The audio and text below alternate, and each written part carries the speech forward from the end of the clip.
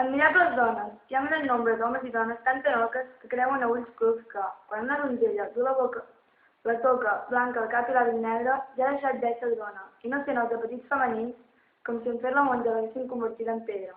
I si senten dir alguna cosa contra aquesta opinió, s'angoniegen tant com si s'hagués comès un mal molt gran i odiós contra natura, sense parar esment ells mateixos, els quals no pot saludar la plena llicència de fer tot el que volen, ni tampoc en les grans forces del lleure i del desfici. I semblantment també n'hi ha que són del parer que l'aixada i el càvec, les viandes senzilles i els fatics, els deixen els apetits concupiscibles dels treballadors de la terra i els fan de magí i enteniment molt grosser. Em plau, doncs, atès que la reina m'ha manat i sense sortir de la seva proposta d'aclarir-vos amb una novel·leta fins a quin punt estan equivocats els que creuen això.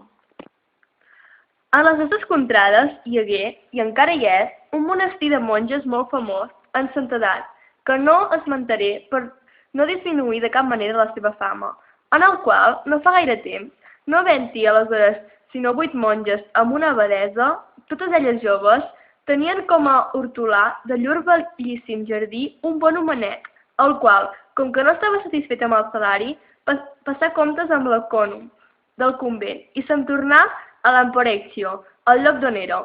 Aquí, entre els que alegrement el reberen, hi havia un jove llaurador, fort, robust i de bella aparença, per ésser de pagès, el nom del qual era Maceto, i li demanà on havia estat tant de temps. El bon home, que es deia Nuto, li ho contà i Maceto li preguntà quina feina feia al monestir. Llavors Nuto respongué: Jo treballava un jardí vell i gran, i a més anava algunes vegades al bosc a fer llenya, poava aigua i feia altres petites feines com aquestes. Però les monges em duraven tan poc salari que apenes em podia pagar el calçat. I sobre això són totes joves, i em fa efecte que tenen el diable al cos, perquè no es pot fer res al seu gust. Ans, de vegades, mentre treballava a l'hort, una deia: «Posa això aquí», i l'altra: «Posa això allà», i l'altra em prenia l'aixada de la mà i deia: «Això no ho fas bé», i em fastiguejaven tant que deixava estar la feina i me n'anava a l'hort, per tot plegat. Entre una cosa i l'altra no he volgut estar-hi més, i me n'he vingut. I a més, l'ecònom em va pregar, quan me n'anava, que si jo sabia d'algú que ho volgués fer, que els enviés, i jo hi vaig prometre, però que Déu el guardi del mal d'esquena, si jo en busco els n'envio cap. Escoltant les paraules de Nuto, vingué a l'ànim de Maceto un desig tan gran d'estar amb les monges que s'hi marfonia, comprenent per les explicacions de Nuto que bé podia satisfer el que desitjava, i essent del parer que no assoliria el seu propòsit, si deia alguna cosa a Nuto, li digué: «I tant que has fet bé de tornar-te'n. Què hi ha de fer un home entre tantes dones? Més li voldria estar amb dimonis. De 7 vegades, 6 no saben pas el que volen». Però després, acabada la conversa, Maceto començà a pensar què havia de fer per poder estar amb elles, i com que sabia fer prou bé les feines que Nuto l'havia dit, no dubtà que, si perdia l'ocasió, no seria per això, sinó pel fet que era jove i de bona aparença. I després de donar-hi voltes, pensà: «El lloc és prou lluny d'aquí i ningú no em coneix. Si faig veure que sóc mut, ben segur que m'admetran». I, afermant-se en aquest pensament, amb una destrada a l'espatlla, sense dir a ningú on anava, com si fos un pobre home, se n'anà al monestir, i quan fou allà, hi entrà i trobà per ventura l'ecònom al pati, aquí, fent els gestos que fan els muts, indicà que li demanava menjar per l'amor de Déu i que ell, si calia, li tallaria llenya. L'ecònom li donà de bon grat menjar i després el posà davant uns ceps que Nuto no havia pogut esporgar, els quals ell, que era molt fort, en poca estona tingué tots esporgats. L'ecònom, que havia de menester d'anar al bosc, se l'emportà i aquí li feu tallar llenya. En acabat, posant-li l'as al davant, amb signes li donà entenent que la portés cap a casa. Ell ho feu molt bé, per la qual cosa el tingué uns quants dies per a fer-li fer diversos menesters, i així s'escaigué que un dia l'abadesa el va veure i preguntà a l'ecònom qui era. I aquest li digué: «Madonna és un pobre home sord i mut, que un d'aquests dies va arribar demanant almoina. Així doncs, li vaig fer caritat i li he fet fer moltes coses que ens feien falta. Si sabés treballar a l'hort i si volgués quedar, crec que ens faria un bon servei, per tal com ell ens necessita. És fort i li podríem fer el que convingués. I ultra això no caldria passar ànsia que es burlés de les nostres joves monges. Llavors, l'abadessa digué: A fe de Déu que tens raó. Esbrina si sap treballar l'or, procura de retenir-lo. Dóna-li un parell d'espardenyes, una caputxa vella, tracta'l bé, amanyaga'l i dóna-li força de menjar. L'ecònom digué que ho faria. Maceto no era gaire lluny, i fent veure que escombrava el pati, escoltava tota la conversa, i així mateix content es deia: Si em feu entrar aquí dins, us treballaré tan bé l'or com mai ningú no us haurà fet. Llavors, havent-se adonat l'ecònom que sabia treballar molt bé, li demanà amb signes si volia quedar-se, i Maceto li respongué amb signes que faria el que ell volgués, per la qual cosa l'admeté, i li encarregà que treballés d'hort, indicant-li allò que calia fer. Després, se n'anà a fer altres encàrrecs del monestir i el deixà. I mentre treballava un dia rere l'altre, les monges començaren a importunar-lo i a fer-li burles, com sovint succeeix amb els muts, i li deien les paraules més entremaliades del món, creient que no les podia entendre. I l'abadessa, que potser s'imaginava que no tenint parla tampoc no tenia cua, no se'n preocupava ni poc ni gens. Ara, s'escaigué que un dia, mentre reposava després d'haver treballat molt, dues monges jovenetes que passaven pel jardí s'acostaren allà a una llera i el començaren a mirar. Aleshores l'una, que era més deixerida que l'altra, digué: Si creies que em podries guardar un secret, et diria el que he pensat més d'una vegada, i que potser a tu també et podria convenir. L'altra respongué: Parla amb confiança, que no ho diré mai a ningú. Aleshores, la deseixida començà: No sé si t'adones de com ens tenen de lligades, ni del fet que aquí dins mai no vas entrar-hi cap home llevat de l'ecònom, que és vell i aquest mut. I jo he sentit dir moltes dones que venen per aquí que totes les dolceses del món són menudes en comparança de les que es té quan una dona s'esplaia amb un home. Per aquest motiu, moltes vegades m'ha vingut al cap de provar de així amb el mut, ja que no ho puc fer amb un altre. I ell és el millor del món pel que fa al cas, perquè, encara que ho volgués, no ho podria ni sabria dir-ho. Ja veus que és un galifardeu, toix, molt crescut d'aparença, però no d'enteniment. M'agradaria de saber què en penses. Ai, senyor, què dius ara? No saps que nosaltres hem fet prometença de la nostra virginitat a Déu?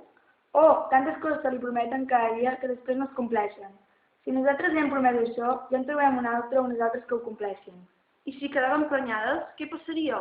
Ja comences a pensar en el mal abans que et vingui. Quan passes això, caldria pensar-hi aleshores. Hi ha mil maneres de fer que no se sàpiga mai, sempre que nosaltres mateixos no ho expliquem.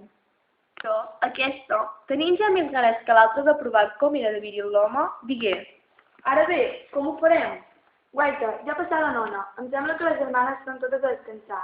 Llevat de nosaltres. Mirem per l'hort si hi ha algú. I si no hi ha ningú, no cal fer res més que agafar-lo de la mà i posar-lo a la cabaneta, que li serveix de sopluc, i allí l'una s'està dintre i l'altra fa de guàrdia. És tan benetó que li farem tot el que voldrem. Maceto escoltava tota la conversa i, disposat a obeir, no esperava res més que l'una d'elles se l'endugués. Les monges, després de mirar per tot i comprovar que no les podien veure de cap banda, atensant-se a Maceto, la qui havia començat a enraonar, el despertà i ell de seguida es posà dret i llavors, prenent-li la mà amb gestos manyacs, mentre ell feia una rialleta lirona, el portà a la cabaneta, on Maceto, sense fer-se pregar gaire, feu el que ella volgué. Després ella, com a companya lleial, obtingut el que volia, passà la tant de l'altre, i Maceto, sense mostrar-se beneitó, feia el que volien, i abans de deixar-ho, cadascuna volia provar més d'un cop com en sabia el mut de cavalcar. En acabat, enraonant entre elles, deien que eren ben bé una cosa tan dolça com els havia dit, i, més encara, i trobant el moment oportú, anaven sovint expaiant-se amb el mut. Vingué un dia, però, que una companya, des d'unes finestretes de la seva cel·la, s'adonà del que feien i ho digué a dues altres, i de primer tingueren el raonament d'acusar-les a l'abadessa, però després, canviant de parer, convingueren amb elles de participar del poder de Maceto, i totes tres foren companyes de les altres en diversos temps. Finalment, l'abadessa, que encara no s'havia adonat d'això, passejant tota sola pel jardí un dia que feia molta calor, trobà Maceto, el qual de dia, amb poca feina, es cansava de tant que cavalcava de nit, i dormia tot agestat a l'ombra d'un ametller. I havent-li aixecat el vent la roba de davant, estava destapat. En esguardar això la monja, i estant sola, caigué en el mateix apetit en què havien caigut les seves monges més joves, i despertant Maceto se l'endugué a la seva cambra, on el tingué diversos dies, amb gran desolació de les monges, perquè l'hortolà no anava a treballar a l'hort, provant i tornant a provar aquella dolcesa que ell abans solia blasmar a les altres. A la fi, el retornà a la seva estança, però com que el volia amb ella molt sovint i el reclamava més que no esperava, no podent Maceto satisfer-ne tantes, comprengué que fer-se passar per mut, si continuava així, podria donar-li molt mal resultat, i per tant, una nit, trobant-se amb l'abadessa, deixant anar la parlera, començà a dir: Madona, he comprès que un gall es basta completament amb 10 gallines, però que 10 homes amb prou feines poden satisfer una dona. I n'haig de servir 9. De cap manera, doncs, jo no podria durar, sinó que he arribat a tal punt, per tot el que fins ara he fet, que ja no puc més, ni poc ni molt. Per tant, o em deixeu anar en nom de Déu, o mireu de trobar-hi remei. L'abadessa, sentint parlar qui creia mut, s'atortí tota i digué: Què és això? Em pensava que eres mut. Madona, jo ho era, però no pas de naixença, més aviat per una altra malaltia, que em priva de parlar-la. I per ara, que per primera vegada aquesta nit la sento recobrada, em dono de tot cor, gràcies a Déu. La dona se'l cregué i li preguntà què volia dir això que n'havia de servir 9. Maceto explicà el seu cas i, oint això l'abadessa, se li acudí que no hi havia cap monja més sàvia que ella, perquè discretament, sense deixar partir Maceto, es determinà a trobar la manera de resoldre el cas amb les seves monges. I com que per aquells dies morí la Cònum, amb el consentiment de totes, havent-se descobert al capdavall el que havien fet d'amagat, les unes de les altres convingueren, amb complaença de Maceto, que la gent del voltant creguessin que, per llurs oracions i pel mèrit del sant a qui era dedicat el monestir, Maceto havia recuperat la parla després d'ésser mut llargament, i el feren a Cònum, i distribuïen les seves feines de tal manera que ell les pogués comportar. A les quals feines, si bé engendrà bastant escolanet, tanmateix la cosa procedí tan discretament que no se'n sabé res fins després de morir l'abadessa, quan Maceto ja era prou vell i amb ganes de tornar-se'n ric a casa seva, i quan es descobrí ho pogueren fer fàcilment. Així doncs, Maceto, vell pare i ric, sense haver de nodrir els fills ni dependre de res per ells, ni despendre res per ells, havent sabut treure profit de la seva joventut, tornà a l'indret d'on havia sortit amb una destrada a l'espatlla, tot afirmant que així tractava Crist, qui li posava banyes damunt la corona.